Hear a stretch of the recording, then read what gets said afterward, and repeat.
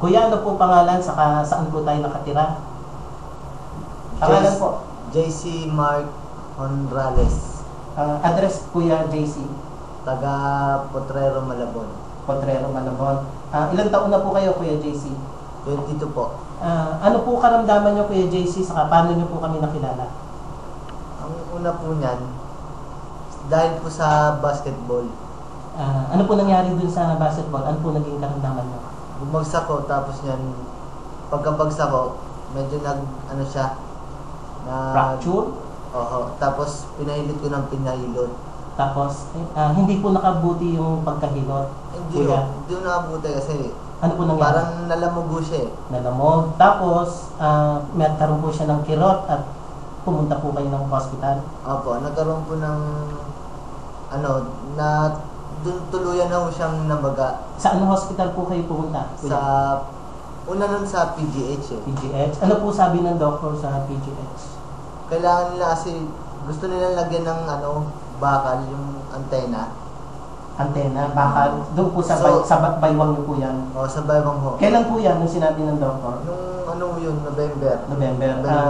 Anong date po nung November po yung JC?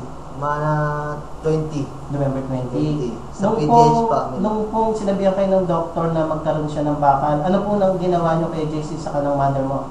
Sige, Nanay Flor. Naano kami nun? Natakot to. Takot kami nun. So, lumipat kami ng ospital. Saan po hospital? Sa orthopedic kami lumipat. Orthopedic. Ano naman po ang sabi ng doktor niyo sa orthopedic? Ganun rin yung suggestion nila eh. Na lagyan ng bakal. Na operahan. Ano po ang itsura ng katawan niyo noon, Kuya JC? Nakasaklay po ba kayo noong November sa December? Oo, nakasaklay po ako noon. Dalawang saklay po yung Dalawa po yung saklay ko noon. Tapos hindi po kayo makalakad ng normal? Hindi pa po. Balugtod pa po yung paa ko noon. Hindi ko madiretso.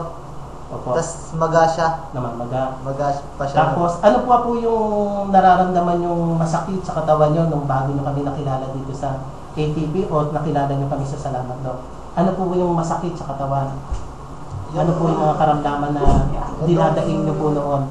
Balakang ko. Masakit po pati yung dito sa paa ko. Opo.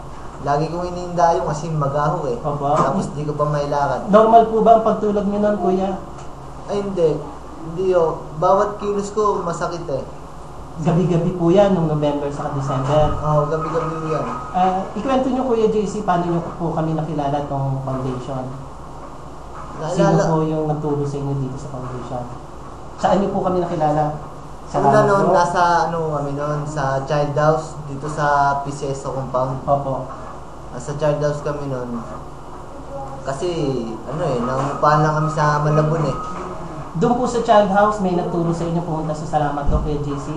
May magandang lobo na nagturo sa amin para mangingi ng gamot dito sa Salamat Doc. Nakatanggap po ba kayo ng gamot sa Salamat Doc, Kuya JC? Nakatanggap po. Yung ATP na po yun. Ano po siya, Kuya JC? Kwento nyo. Meron kayong biomineral? Meron po energizer, tsaka yung 45 yung green. Plus. Ilang pong mineral iniinom nyo sa isang basong tubig, Kuya JC? 3. Ito yung umaga po yan, sa tanghalian, hapunan. Ano pong kasabay ng mineral sa umaga? Meron po bang energizer? Energizer po. Ilang capsule po? 5 energizer, 5 plus. Ganun po.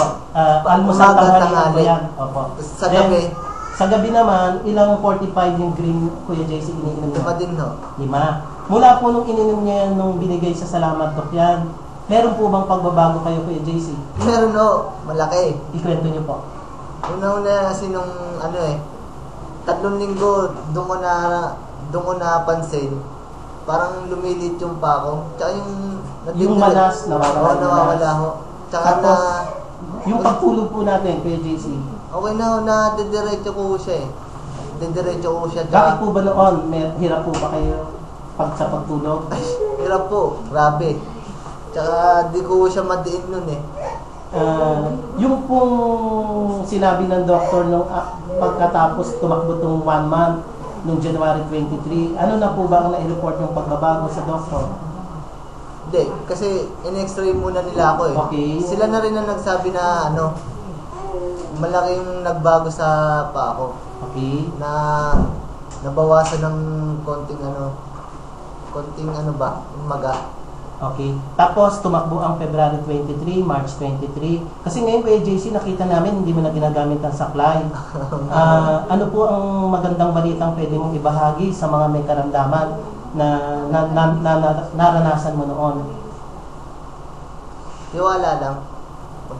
I-share mo, Kuya JC, ano po yung mensahe mo dun sa mga may karamdaman na parehas mong mga nakasaklay, na tiwala kay Nino, tiwala sa Ag. Paano niyo po Tiwala i-prepare sa yan? Diyos.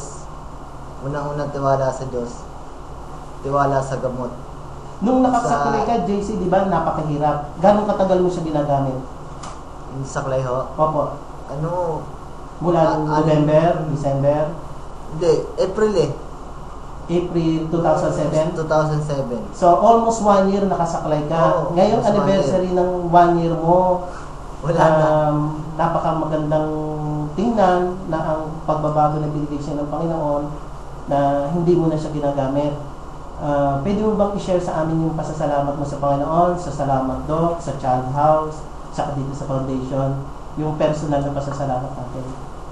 Unang-una, nagpapasalamat ako sa Diyos.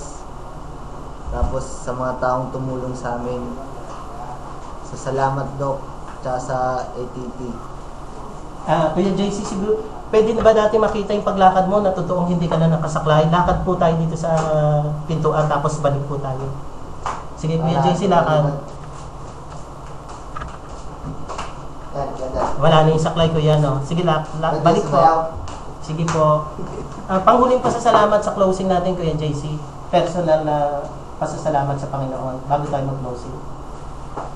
Sige, Pagpasalamat ako sa Panginoon dahil sa abila ng malaking ano ko sa limot ko sa Kanya, natulungan niya pa rin ako. Niya pa rin po ako nakakalimutan. Kuya, bakit mo nasabing nakalimut ka sa Panginoon?